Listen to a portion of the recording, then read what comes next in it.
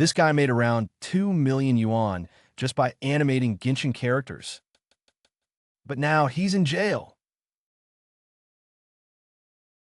Hey everyone, this is Mr. Biznich, where we explore the craziest true stories of creativity, money, and sometimes consequences. And today, we got a story that honestly feels like an anime plot twist. It's about Shirakami, a self-taught 3D artist from China who built an online empire, made millions of yuan, and then got arrested. Yup, he literally went from digital genius to criminal headline. And I'll be real with you, I was kind of fan. His art was genuinely stunning, polished, emotional, and full of detail. But the way he chose to monetize it, let's just say it wasn't exactly safe for work. This is the rise and fall of Shirakami, the dropout who made millions and paid the ultimate price for it. In China, education is everything. If you don't get into a good university, people treat you like your life is over before it even starts. And guess what? Shirakami didn't have a chance to go to university. By local standards, that basically made him a loser among losers. He wasn't from a rich family, didn't have connections, and didn't even have the fancy degrees that everyone's parents brag about. But what he did have was obsession. While his classmates went to college, Shirakami locked himself in his room, learning 3D modeling and animation on his own. No mentors, no film school, just YouTube tutorials, online forums, and a whole lot of trial and error.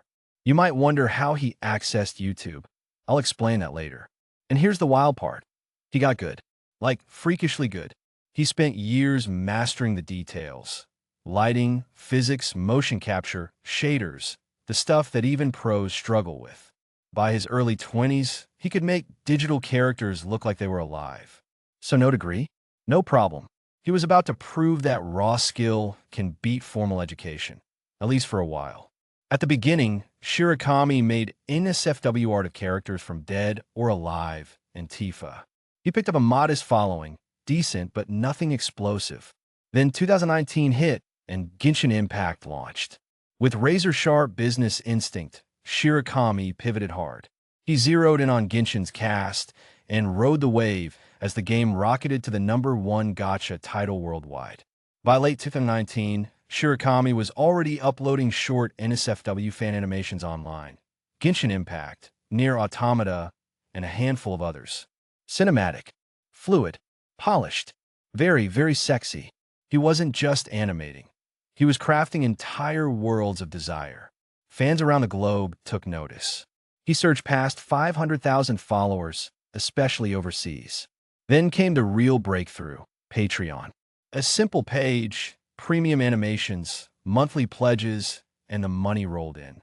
Reports peg his Patreon earnings at over 1.83 million yuan, roughly 250,000 US dollars. One man, one rig, one vision, pixels into paychecks. A self-taught 20-something dropout from China, pulling in $250,000 USD from fans worldwide in 2 years. In the US, that's solid. In China, that's roughly 2 million yuan. For context, 600 million people earned less than 2,000 yuan per month, about 260 US dollars.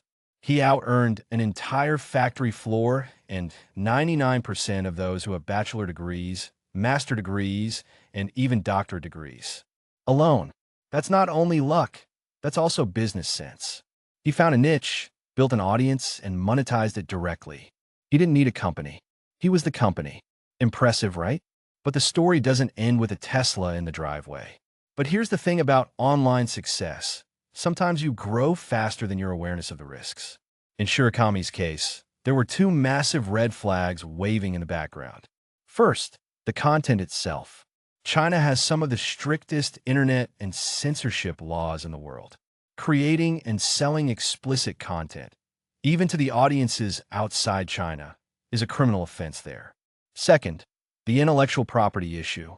The characters in his animations came from major game studios like MiHoYo, and making money using someone else's characters?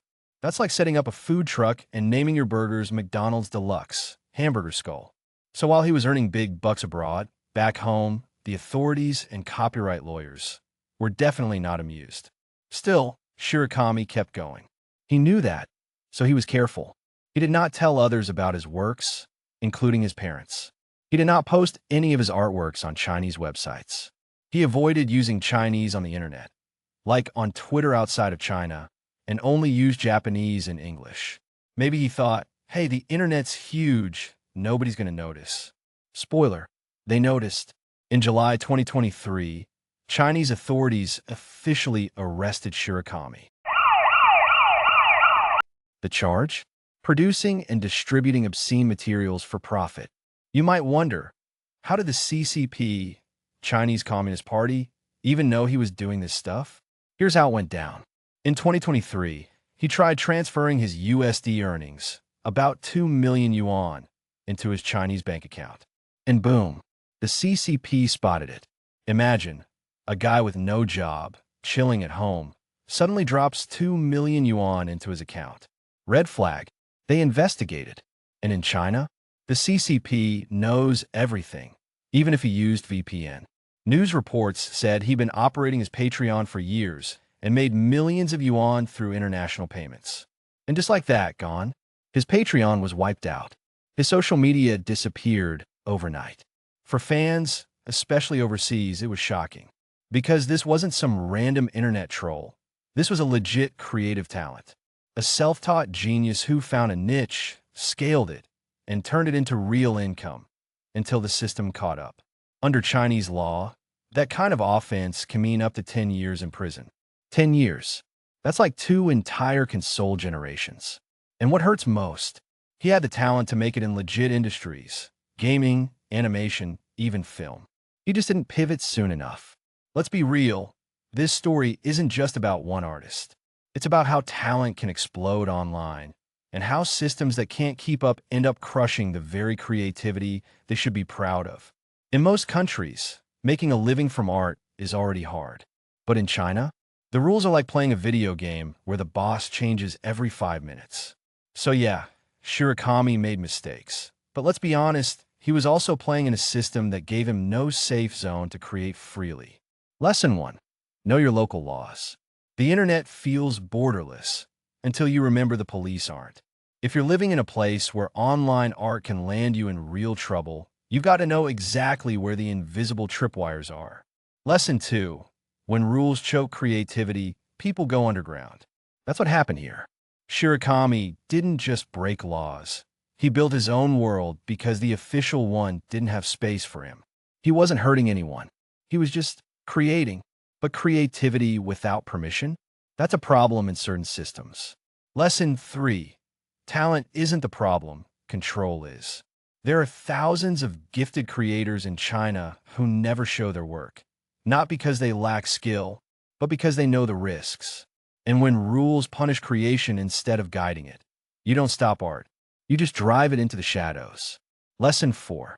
Freedom is the ultimate creative currency. You can have money, followers, and skill, but if you can't choose what to make, you're still trapped. That's the part of Shirakami's story that hurts the most. He wasn't defeated by failure or by lack of talent. He was defeated by the system he lived in. So yeah, I'll admit it. I admired Shirakami's skills and hope he is good now in the jail. The man had a gift. He built something from nothing. It's just tragic that he didn't build it on safe ground. If he had turned that same creativity towards something different, or partnered with game studios, or he was not born in China, we might be talking about Shirakami Studios right now instead of Shirakami's arrest. Anyway, what do you think? Was this downfall inevitable, or could he have made it big in a safer way? Drop your thoughts in the comments. I'd love to hear what you think. And if you know any other similar 3D artists like creating amazing work, the SFW kind, share their names in the comments too. I'm always looking for more talented creators to feature. And hey, if you found this story interesting, give it a like and subscribe to Mr. Biznich for more tales of creative entrepreneurs who flew too close to the sun. This is Mr. Biznich signing off. And remember, in the creative world, always keep your art inspiring and your business legal.